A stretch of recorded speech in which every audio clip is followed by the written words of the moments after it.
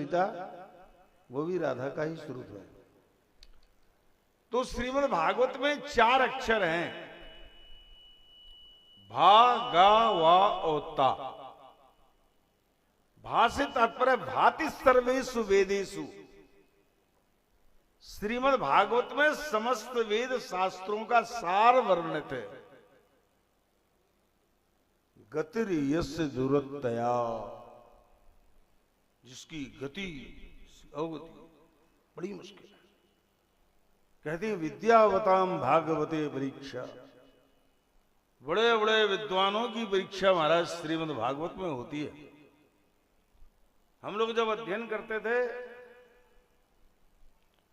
तो एक बहुत बड़े अच्छे वक्ता थे और हमको बड़े पसंद थे।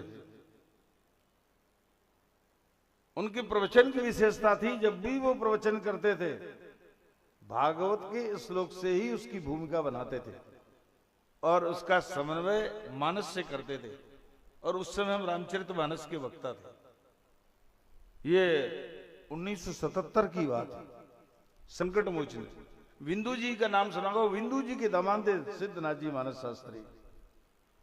वो कहते थे कि देखो श्रीमद् भागवत और रामचरितमानस दो एक ऐसे ग्रंथ हैं, कोई विद्वान ये चैलेंज नहीं कर सकता कि मैं जो कहता हूं यही केवल अर्थ।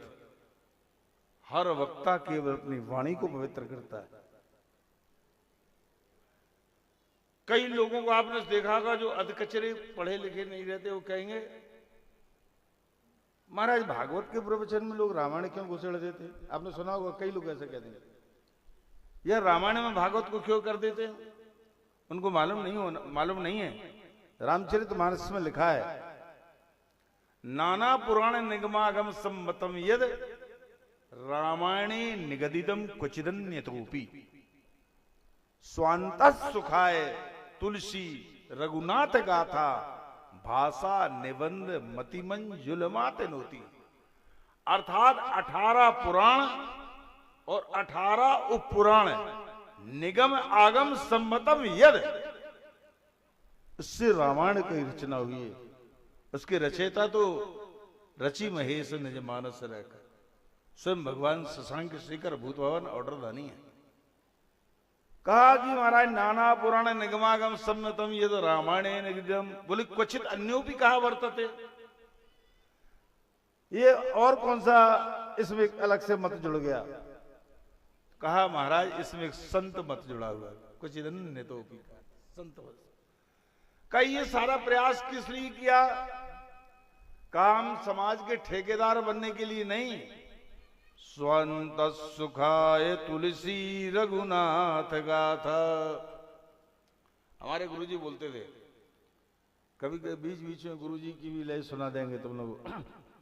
नाना पुराण निगमागम सम्मतम यद रामायणे निगदितम क्वचिदन्यतोपि स्वांता सुखाय तुलसी रघुनाथ गाथा भाषा निबंध मति मंजुल मातनोती।